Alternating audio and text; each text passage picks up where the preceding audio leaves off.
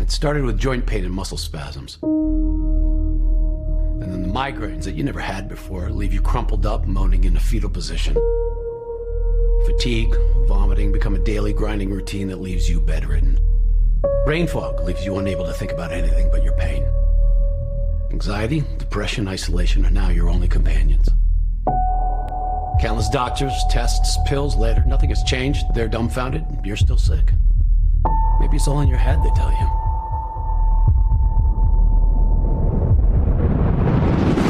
Well, it's not. It's chronic Lyme disease.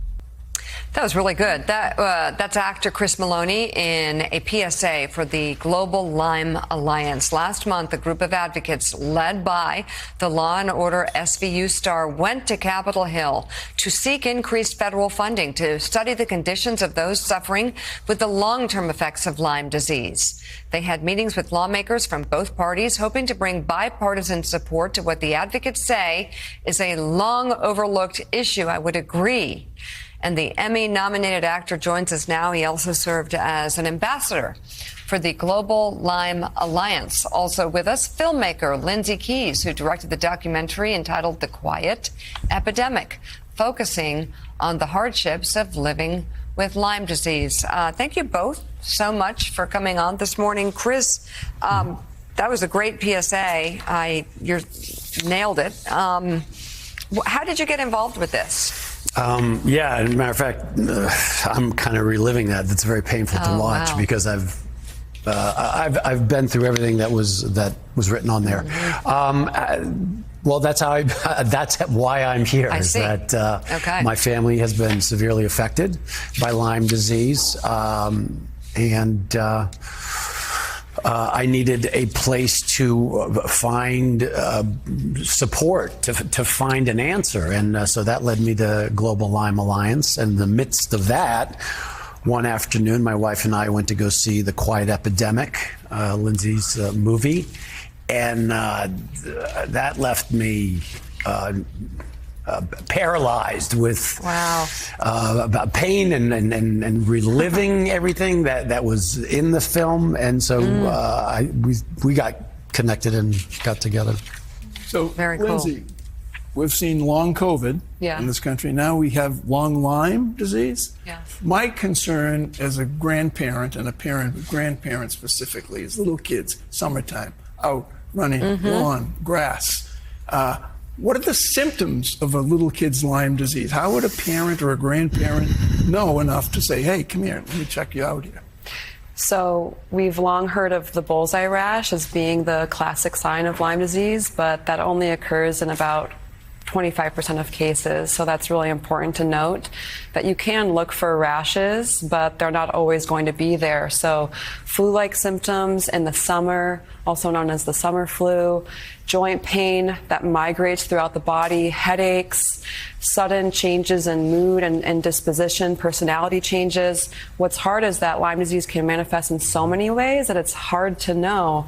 But if you suddenly notice that your child or your grandchild is not well and all of the laboratory tests are coming back saying there's nothing wrong with this child, it's important to know that the laboratory tests are inaccurate, and you want to find a doctor who is willing to make a clinical diagnosis and treat as quickly as possible.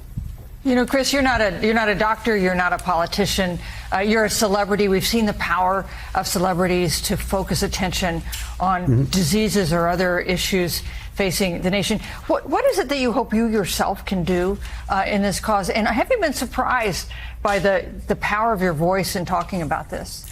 Pleasantly surprised, and thank God for that. I was more stunned and shocked by falling into this world of Lyme disease and understanding the facts and figures. You know, it's been around since 1975. There is nearly no money being thrown towards research.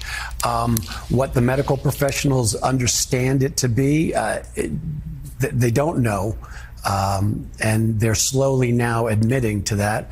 No one is admitting to chronic Lyme when there are millions of cases out there.